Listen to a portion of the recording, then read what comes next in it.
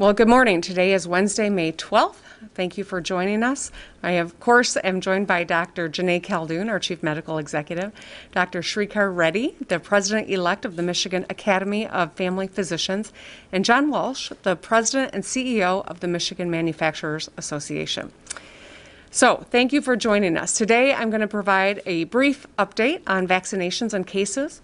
We're going to follow up on the Back to Normal Challenge and walk through some changes in the epidemic order. I know that we can all feel a sense of hope. Vaccinations are up. Cases and hospitalizations are down. The days are getting longer and warmer. And Seinfeld will be on Netflix sometime this summer.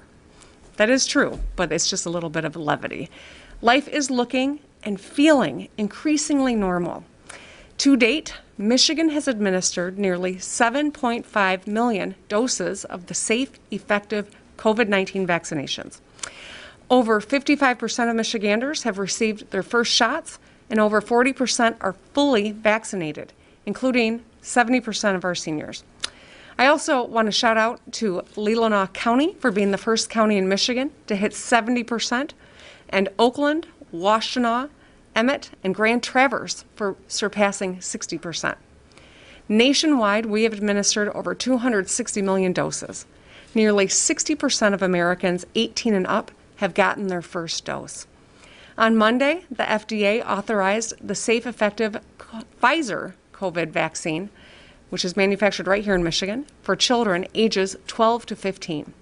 And later today, the CDC's Advisory Committee on Immunization Practices will meet to review the FDA's authorization. This committee has the final sign-off before shots start going into arms, and this is great news.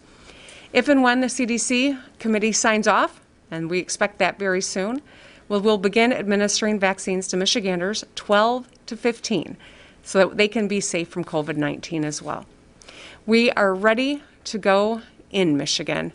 We have Dr. Reddy here with us today, who will say more about this shortly. As a parent, I encourage all parents with children in this group to have a conversation with your family doctor about the safe, effective vaccines as soon as possible. As the number of Michiganders getting vaccinated increases, our COVID numbers decrease.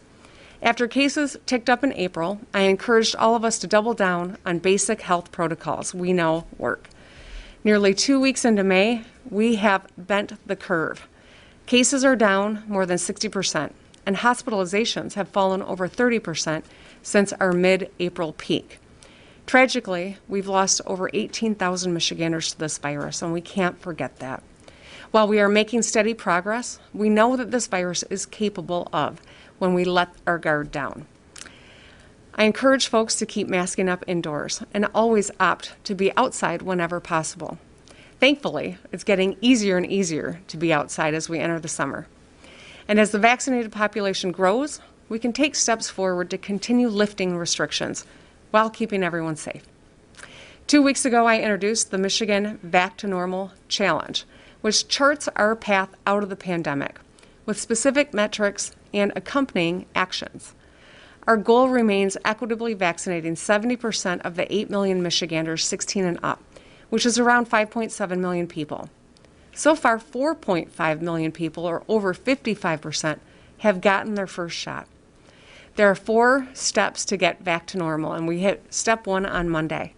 Under step 1, 2 weeks after we hit that 55% number of Michiganders 16 and up, we permit all workplaces to be allowed to return for in-person work.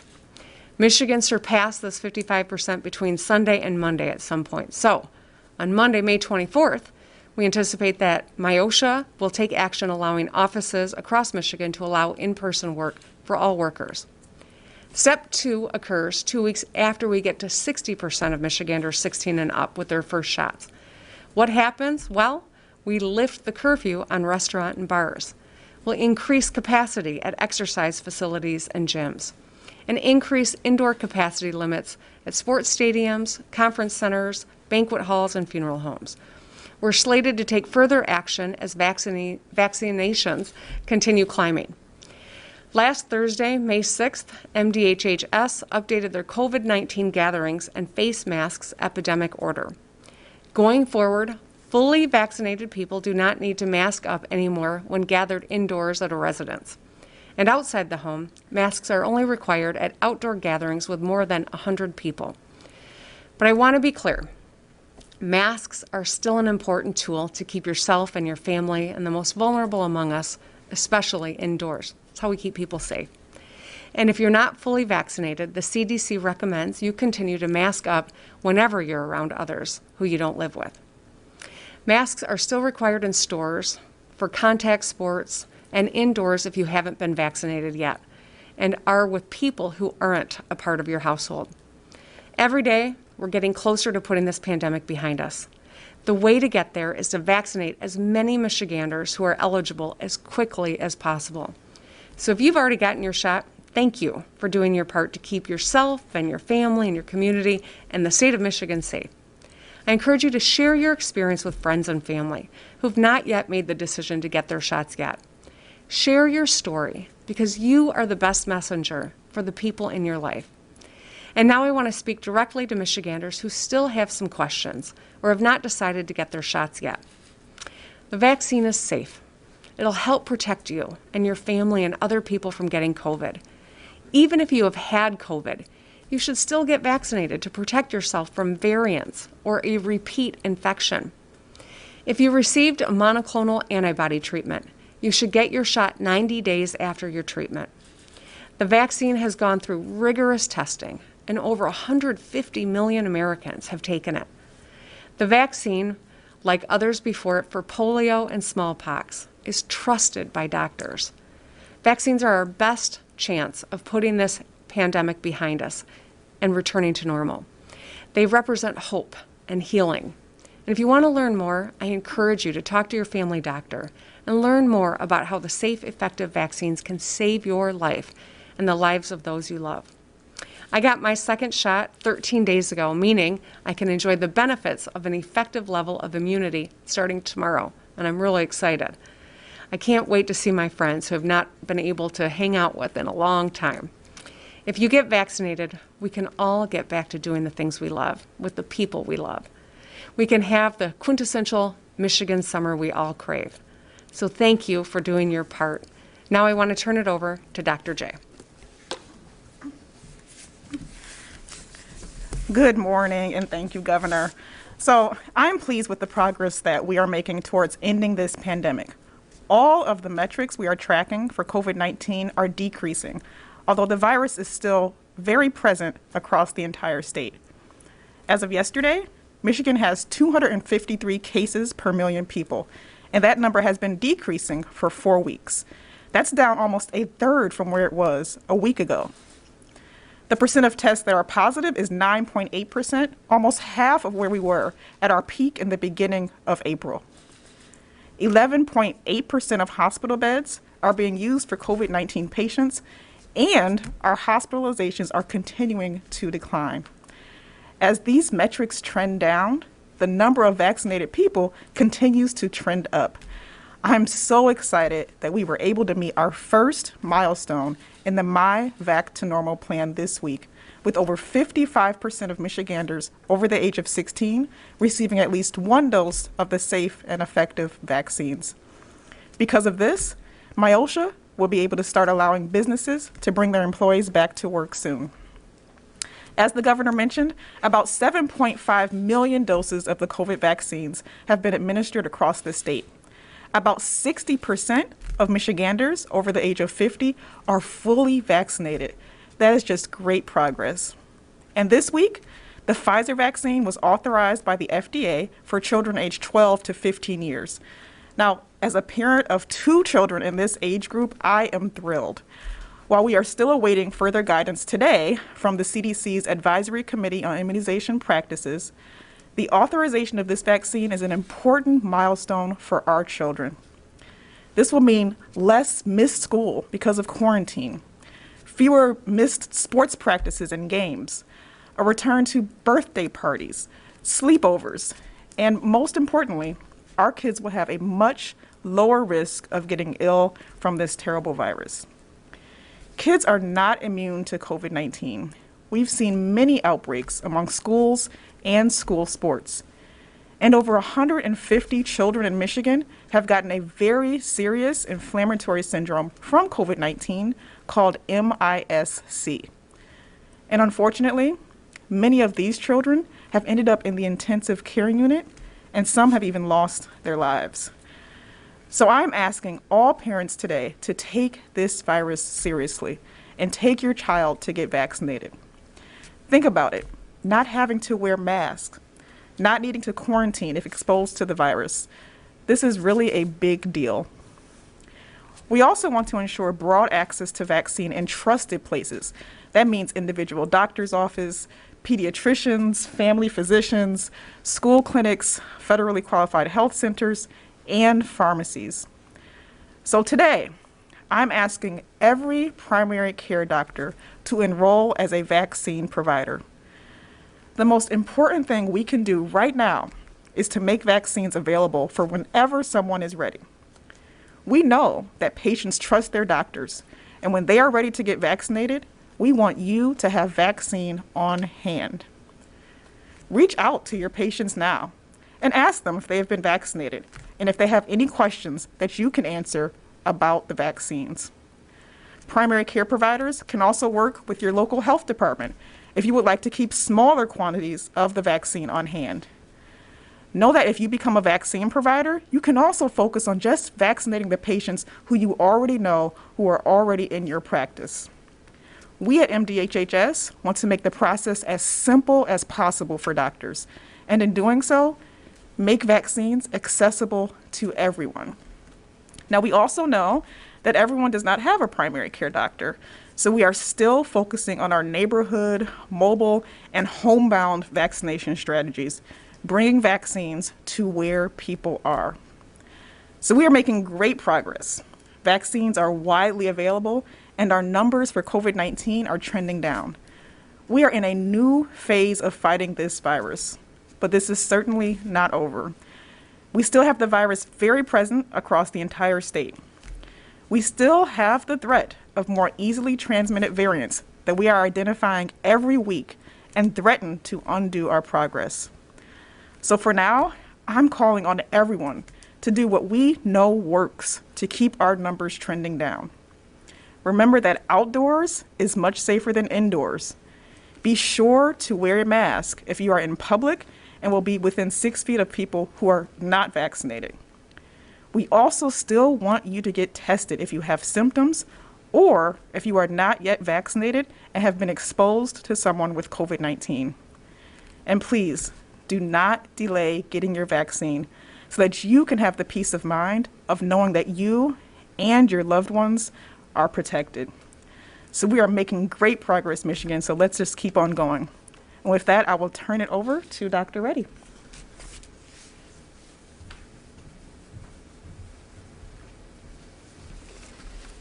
Thank you, Dr. J. Good morning. My name is Dr. Streeter Reddy, and I proudly serve as the President-elect of the Michigan Academy of Family Physicians.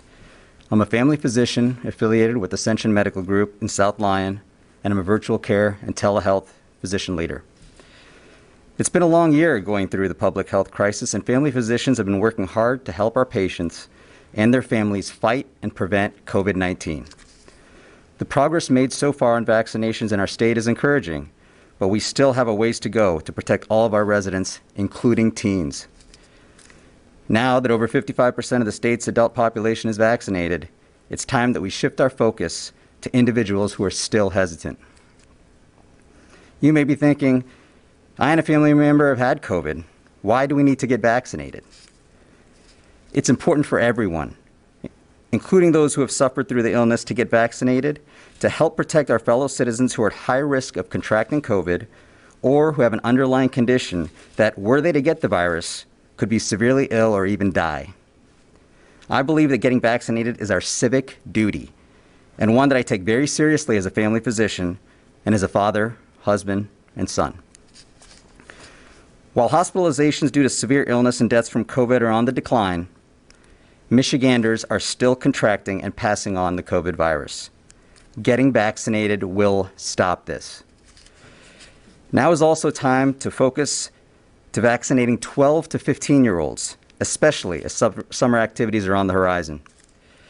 Despite teens not being a high-risk population, the aim of vaccinating them is to control this highly contagious virus and prevent new variants from emerging. My 13-year-old son contracted COVID last December, and I will still be getting him vaccinated as soon as possible. My wife, who is also a physician, and I both trust in scientific trials that have proven that COVID vaccines are safe and effective, not only for adults, but also for our children. Speaking on behalf of my family physician colleagues, we understand there is still need to build confidence in the COVID vaccines, and we want to assure Michiganders that all of the approved COVID vaccines are safe and highly effective.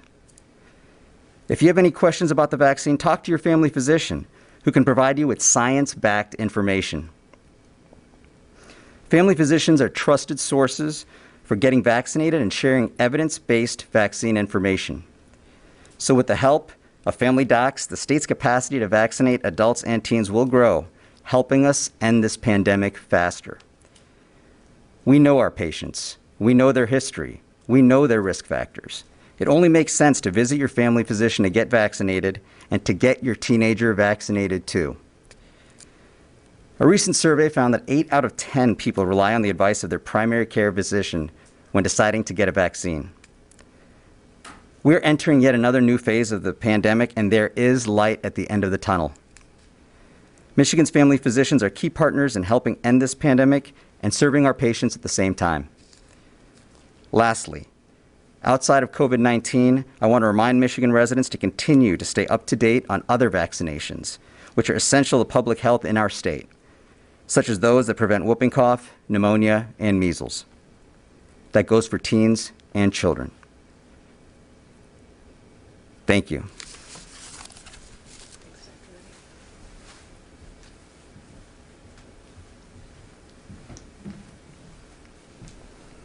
Thank you, Governor. I appreciate the opportunity to be here today to address the importance of vaccination. I'm John Walsh, President and CEO of the Michigan Manufacturers Association. I'd also like to give a very hearty thanks to those of you who have been vaccinated, helping us all reach a huge milestone, that being 55% of our population receiving at least one shot of the vaccine.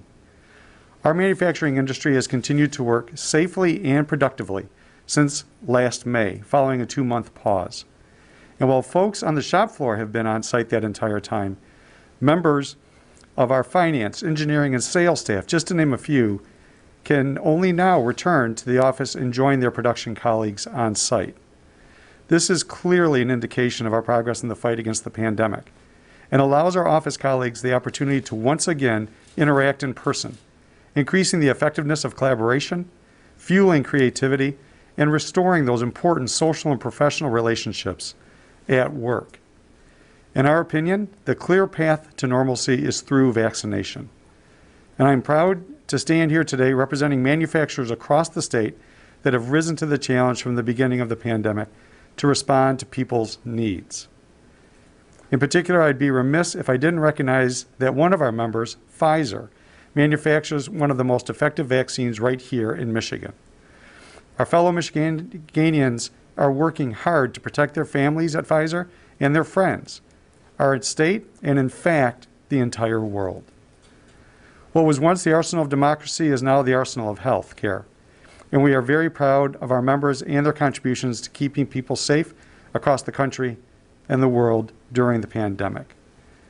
We will continue to encourage our members, their employees, and all of you to consider getting vaccinated. Supplies are now abundant and readily available, increasingly on a walk-in basis. Consult your doctor or members in the medical profession if you have questions and concerns. They are ready, and in my opinion, they are the most qualified to help you with making this important decision.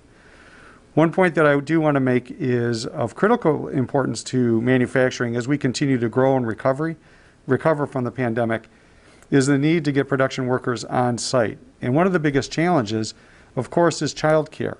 Parents need to be confident that their children can return to school.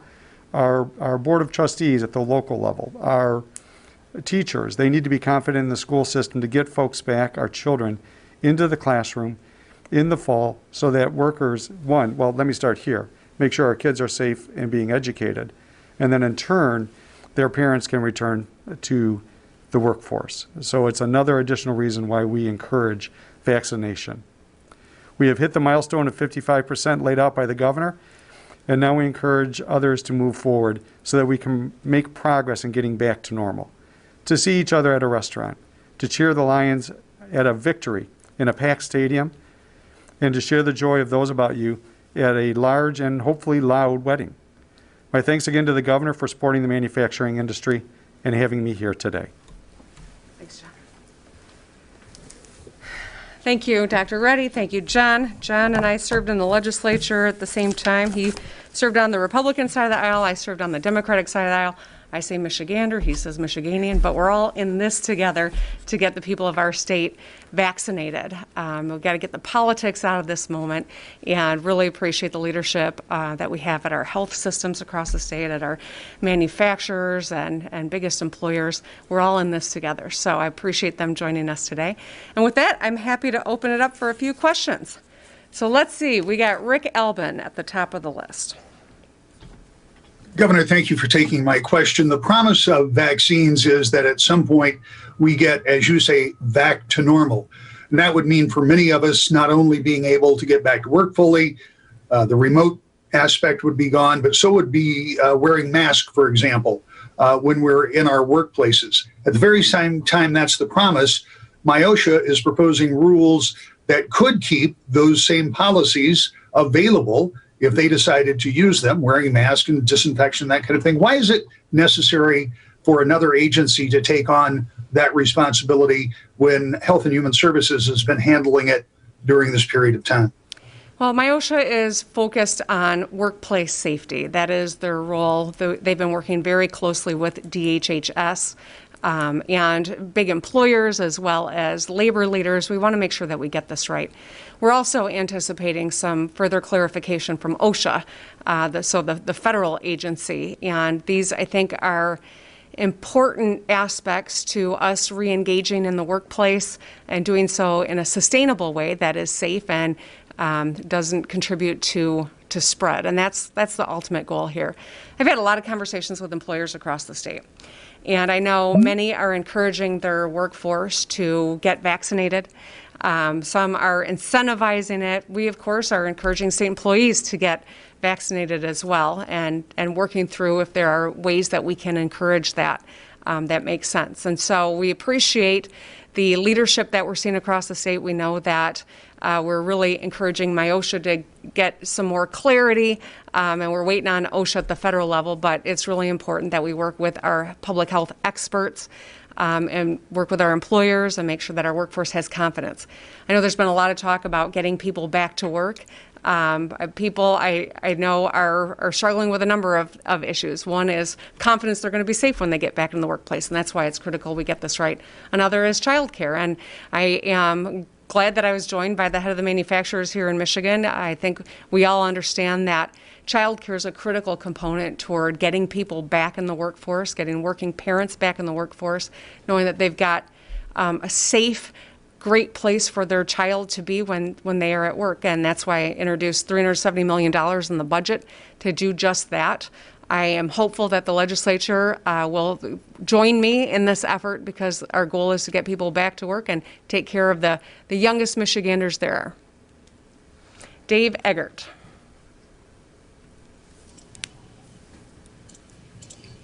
Thanks, Governor. Several business groups in the Republican-led Michigan House want to use federal COVID-19 relief money to pay unemployed workers an incentive of up to $1,000 or $2,000 to go back to work. They're citing labor shortages. Do you support this concept, and would you sign such a return to work incentive if it got to your desk? So when you think about the American Rescue Plan and the billions that were sent to Michigan under the Trump administration, then billions that are coming under the Biden administration, we have an incredible opportunity here. And this opportunity is reliant on us getting this right and being strategic about how we deploy those resources so that we can get people back to work, so we can get people enhanced skill sets so that they can get into better paying jobs, so we can wrap our kids with the kind of supports they need to address their academic needs, their mental health needs, their physical needs. All of these are important components to our mutual long-term success. So I've seen some of the conversations that are happening. We know that there are a lot of pressure points on working families right now in terms of getting back into the workforce. One is a concern that they're going to be safe, that their health is protected, and that's why vaccinations are so important. Another is childcare, and that's why we have made this a huge priority in my budget, and I think this would be a great first step for us to take together if the legislature appreciates how serious this component is to our ultimate goal of getting our economy back on track. I'd love to find some common ground with them on that particular item, because I think that would do a lot more to give parents peace of mind, and so they go back to work. Rachel Just. Yeah, hi, Governor Whitmer. Thank you for taking my question. Today, the Michigan GOP is holding a press conference to talk once again about your trip to Florida. Now, I know you've said that you don't want to talk about that anymore out of concern for your own safety. But could you just expand on why you're not able to talk about a trip that was taken about a month and a half ago? And can you talk about claims that you used a private plane funded by Detroit businessmen to take that trip? So I appreciate the question, Rachel. I'm going to make a couple of important points. Number one, when I ran for governor, I talked about all the different hats that I wear, that so many people wear, just like me, mostly women, frankly. The hat of taking care of my mom at the end of her life, rearing my daughter at the beginning of hers, also serving as a state representative and having to fight to make sure that my mom had what she needed at the end of her life. This is a part of my story. And so for anyone to be surprised that I had a family member who's been having a lot of health issues, that I showed up to check in, I don't think they're obviously not paying attention to who I am and what I do. It's been a centerpiece of the work that I've done as governor to take care and protect the people of Michigan. Now, I took a brief trip from a Friday to a Monday. 2 full days I was there. It was not a vacation, and it was not a gift. This was a quick trip that I took, and I think it's important for people to know, like a lot of children of parents who have health issues or relatives who have health issues, I showed up when I was needed. I did a lot of cooking, a lot of cleaning. I also did my day job, meaning I was on regular calls and conferences with my team. I didn't miss any of that work as well. When you're the governor of Michigan, you're always on the clock, but it doesn't mean that you're not also a daughter who shows up when a family member needs her. And this flight was not a gift. This flight was not paid for at taxpayer expense, and it was, I don't know that there's anything more to add. When a family member of mine needs a little help, though, I'm going to show up. Just like when we have a crisis here, we're going to work 24/7 to keep the people of this state safe.